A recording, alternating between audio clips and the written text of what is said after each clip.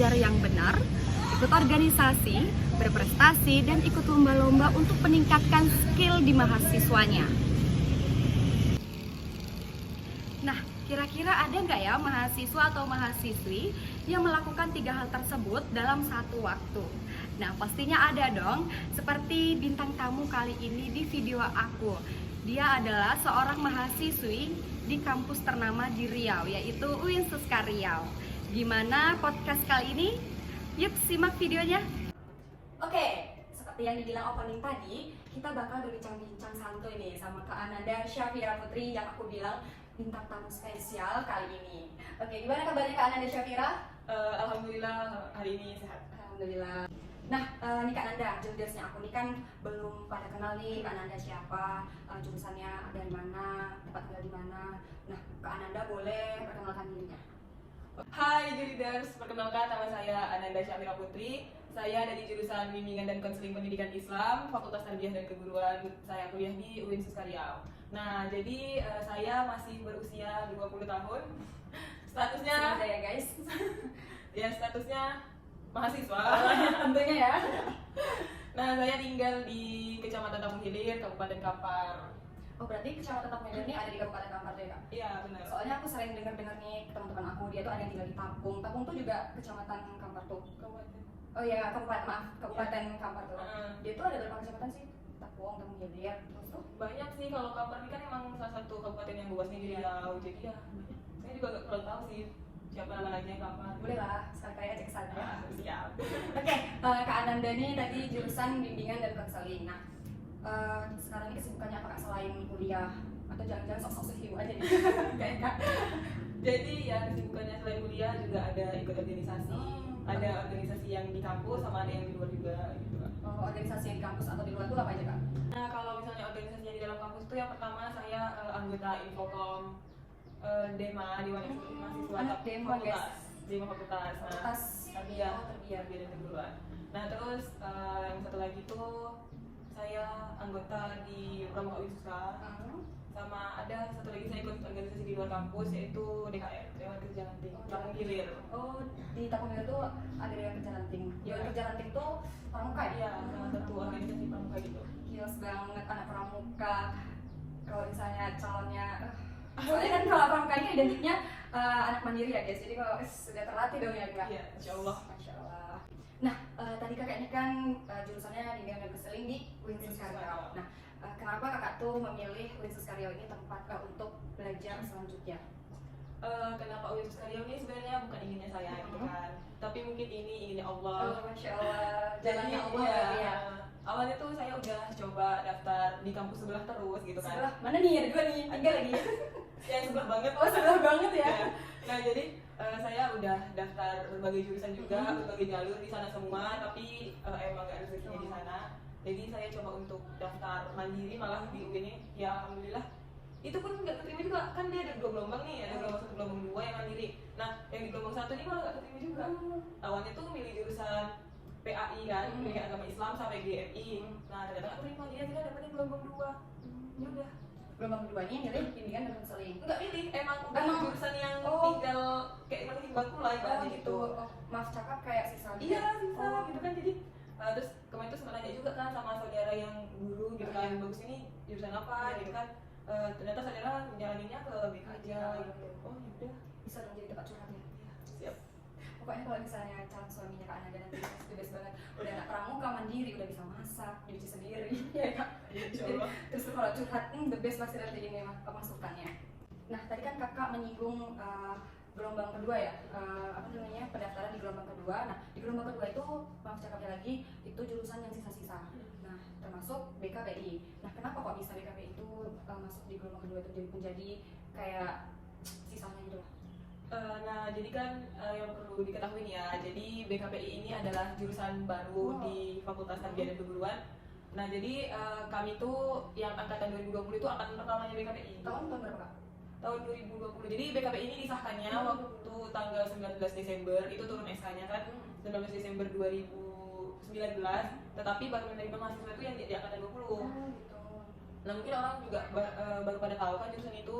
Karena kemarin itu kata ketua prodi kalau misalnya dia terlambat nih masukin ke SN sendiri, makanya dia bisa menjadi apa namanya jurusan yang terakhir itu karena emang terlambat masukin ini juga gitu. Ya udah, jadi makanya kami itu angkatan pertama. Angkatan pertama, anak pertama. Oke.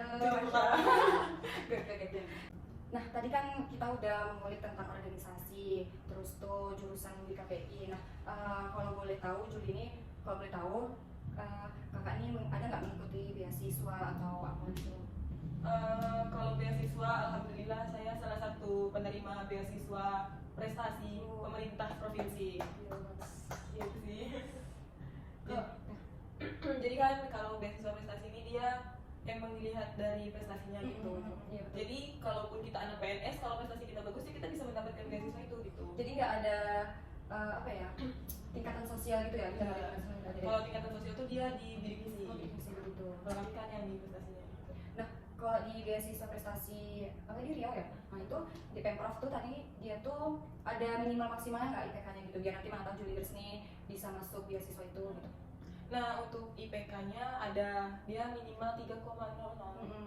Tapi kalau setahu saya kebanyakan anak beasiswa prestasi ini IPK-nya di atas 3,7 gitu sih. 3,7. Nah, kakaknya sendiri nih, kalau boleh tahu, mana tahu mau ngasih tahu IPK kakak yang terakhir ini berapa? IPK-nya. Iya. Aduh kayaknya tinggi banget guys, aku nggak kuat. Ya, kalau IPK-nya alhamdulillah sampai saat ini 3,91. Aduh guys, saya sangat-sangat tidak boleh ya guys, tidak boleh. Nah, dari situlah kita kalau misalnya teman kita dia rajin belajar, mendapatkan IPK tinggi, jadi kita bisa termotivasi. Nah, saya ini termotivasi dari Kak Ananda ini, udah rajin organisasi, terus tuh rajin kuliah, IPK-nya tetap bertahan. Nah, bertahan nggak atau dianya berkurang juga? Awalnya waktu di semester 1 tuh udah tinggi kan, IPK-nya 3,94. Terus karena di semester 2 tuh turun 3,90. Nah, bisa Kak? Enggak sih kalau itu. Yang udah di semester 3. Waktu di semester 3 tuh IPK-nya malah 3,89 kalau nggak salah. Kenapa? Nah, kesibukan ya? Waktu itu lagi galau-galau. Oh galau, tiga pacarnya ya? Aduh, jahat sih kamu. Nah, alhamdulillahnya setelah udah ini kan udah bangkit lagi, alhamdulillah dapat IP 4,0. Makanya aduh aku merinding aku guys, ya Allah, aku mau nangis. makanya IPK-nya jadi alhamdulillah naik lagi jadi 3,91. Masya Allah. Nah tadi kan IPK kakak itu kan turun naik ya. Nah itu berpengaruh nggak ke beasiswa kak, atau dicabut kak atau gimana? Nah, jadi kan kalau beasiswa prestasi Pemprov ini saya dapatnya dari semester 3. Jadi kan alhamdulillahnya naik tuh kan dari 3,8 jadi 3,91. Nah, kalaupun turun itu nggak apa-apa sebenarnya asal nggak lewat dari 3,00 tadi. Persyaratannya kan 3,0 ya. Oke, kakak ini kan banyak mengikuti organisasi tadi tuh ya, dan aktif juga jadi mahasiswa. Nah, pengalamannya apa aja sih kak? Pernah menjabat kah di suatu organisasi itu atau di suatu acara? Nah, kalau misalnya menjabat gitu kan, pengalaman organisasi ini waktu tahun 2020 saya pernah menjadi sekretaris HMJ, sekretaris umum di HMJ BKPI, Himpunan Mahasiswa Jurusan. Nah, karena kan kami angkatan pertama, jadi kami tuh ya saya tuh sekretaris pertamanya gitu, sekretaris pertama di BKPI. Nah, terus untuk yang keduanya tuh saya menjadi bendahara di Irmas Ikatan Remaja Masjid di desa saya. Oh, tadi kakak nggak ada nyebutin organisasi Irmas ya? Oh iya. Oh, berarti kakak ikut Irmas berarti di luar kampus mengikuti DKR dan Irmas. Oh, Irmas itu Remaja Masjid. Nah, kalau untuk di DKR sendiri, saya sekarang menjadi wakil ketua DKR. Udah lah, jadi wakil ketua, pasti wakil ketua tuh sibuk juga kan guys. Dan tuh IPK nggak turun. Bayangkan kalian kayak mana super aktifnya, super pintarnya membagi waktu.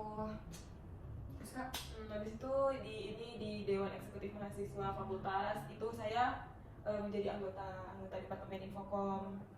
Nah, sibuk juga loh Infokom tuh. Ya, itulah ngurusin Instagram kan ya. Instagram, media sosialnya lah.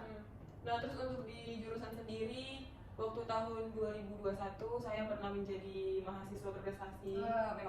Memang berprestasi sih. Kalau misalnya di suatu acara itu nggak dia yang menang berprestasi, aku demo tuh.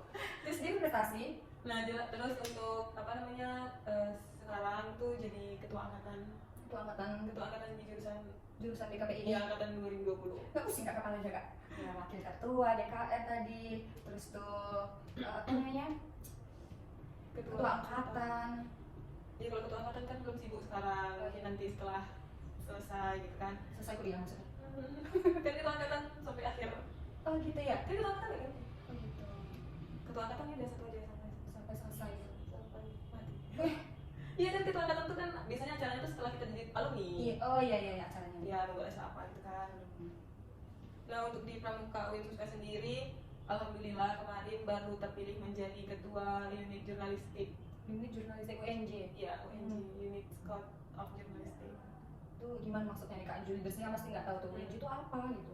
Jadi USJ itu Unit Scout of Journalistic. Jadi di Pramuka itu ada bagian jurnalistiknya. Kayak misalnya dia ngurusin beritanya Pramuka, Pramuka Suska gitu kan. Terus kayak berita online juga. Ya, berita online juga. Terus yang upload di web, upload di IG, di Facebook, pokoknya di semua akun Instagram, akunnya Pramuka gitu. Akun sosialnya ya. Itu berarti dia tuh berita-beritanya mencakup tentang Umum. Pramuka. Oh, umum Juga Pramuka yang umum. Oh, berarti di luar Pramukanya itu boleh gitu ya? Boleh, tapi tetap berkaitan dengan Pramuka gitu. Oh, berkaitan dengan Pramuka. Oh, gitu. Itu umumnya tuh umum di luar kampus UIN Suska atau umum memang menjurus semuanya gitu? Ya umum tuh menjurus ke semuanya, kayak misalnya kayak bencana alam gimana gitu. Berarti Berarti nggak fokus ke UIN Suskanya aja ya? Iya. Oke, kakak ini kan super sibuk ya kan, udah aku dengar dari ceritanya memang aku aja yang dengar aja rasanya kayak sanggup aja gitu menjalankan gitu, udah jadi wakil ketua, jadi ketua angkatan, belum lagi harus mempertahankan IPK kan, karena kan berprestasi beasiswa berprestasi ya kan, takutnya nanti turun gitu kan. Nah, kalau kesannya itu gimana nih Kak? Boleh Kakak curhat dong di sini? Ya kalau kesannya itu yang pertama pasti capek ya gitu kan. Ya pasti sih. Pasti capek, cuman kan ya udah jalanin aja, emang udah tanggung jawabnya gitu kan. Nah terus ya agak susah juga sih bagi waktu, kadang ya gitu ada yang terbengkalai gitu. Apalagi kan terutama sih DKN, soalnya kan jauh nih harus di kampung, jadi jarak dari Pekanbaru ke kampung tuh sekitar 2 jam. Nah jadi ya kadang nggak banyak ikut kegiatan di sana gitu kan. Tapi untungnya punya ketua yang luar biasa sih. Ketuanya itu emang best sih, dia bisa menghandle semuanya gitu, keren. Nah kalau kesah yang lainnya tuh ya alhamdulillah orang tua mendukung, cuman kadang agak susah izin di ayah aja sih. Oh, izin ke ayah. Ya memang anak pertama lagi ya, perempuan, memang kalau ayah nih memang susah sih perizinan. Tapi ya alhamdulillah ada ibu yang selalu mendukung kayak gitu, apapun kegiatannya ya oke gitu. Apalagi pramuka gitu, karena emang udah pramuka sejak SD kan. Sejak SD ya. Kalau balita pasti memang pramuka sejati sih guys. Ya gitu aja sih kalau misalnya, kadang ya capek sih lebih kerasa, tapi ya alhamdulillah. Nah kalau capek tuh mengadinya kemana tuh Kak? Kalau capek ya udah biasanya cuma nangis aja gitu.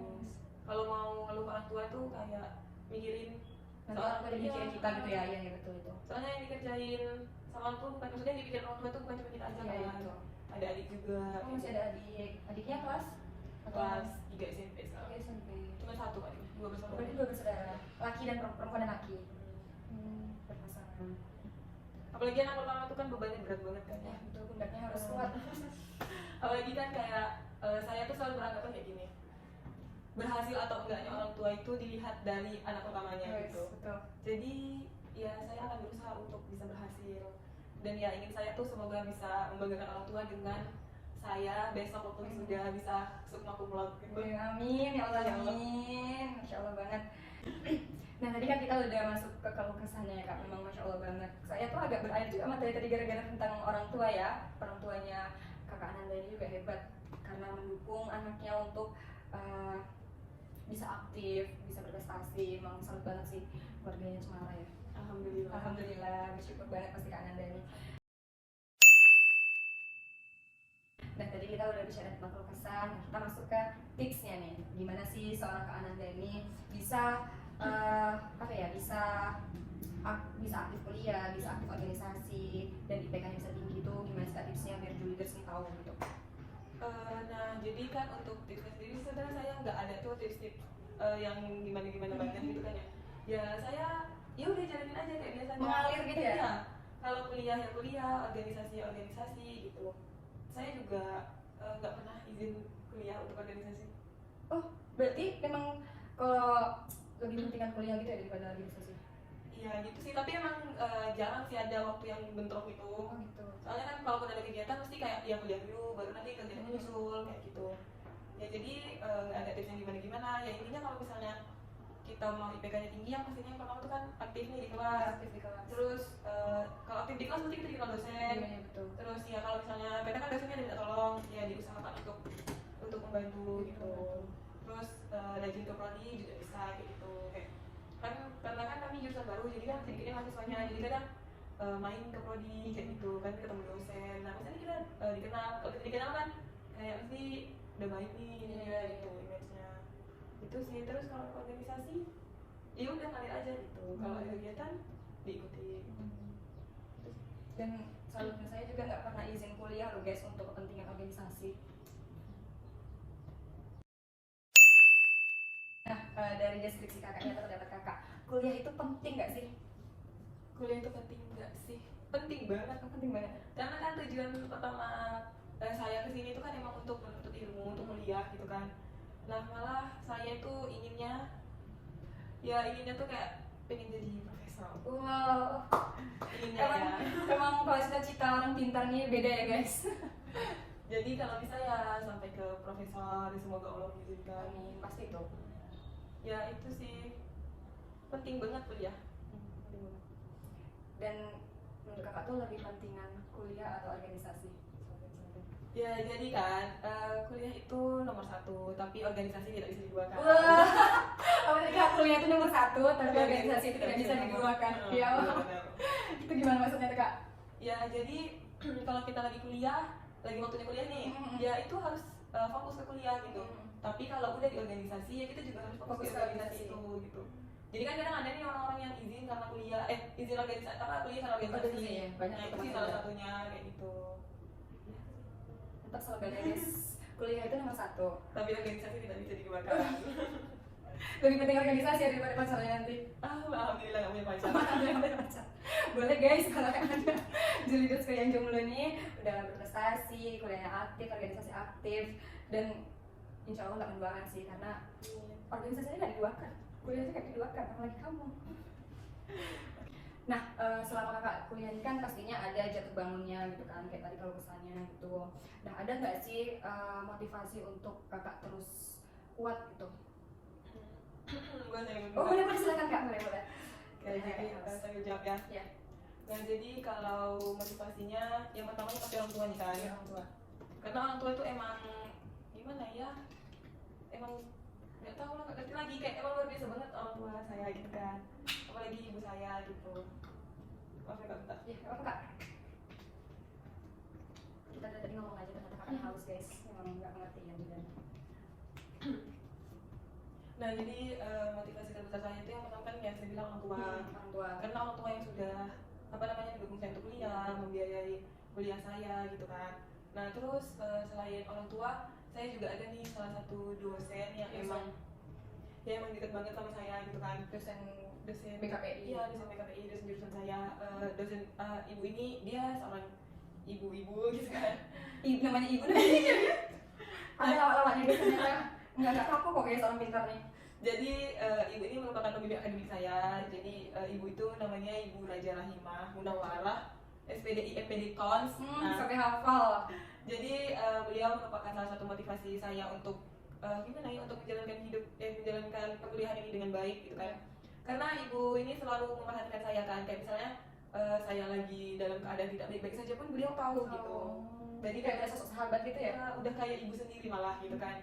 Jadi ya ibu itu salah satu motivasi saya. Terus dosen BKPI guys, yang kalian tahu itu adalah orang-orang hebat, orang-orang besar gitu kan. Makanya saya termotivasi untuk ke jenjang pendidikan berikutnya itu karena salah satunya karena dosen saya.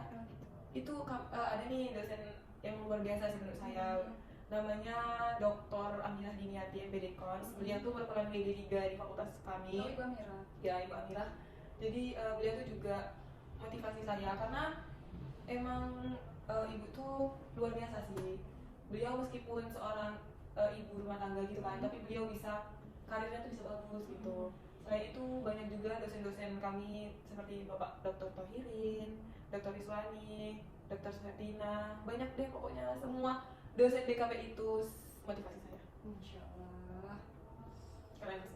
saya aja bangga dengan dosen-dosen saya gitu. Itu lah guys, kalau kalian mau mulus jalan kuliahnya, kalian hormati dulu dosen kalian ya.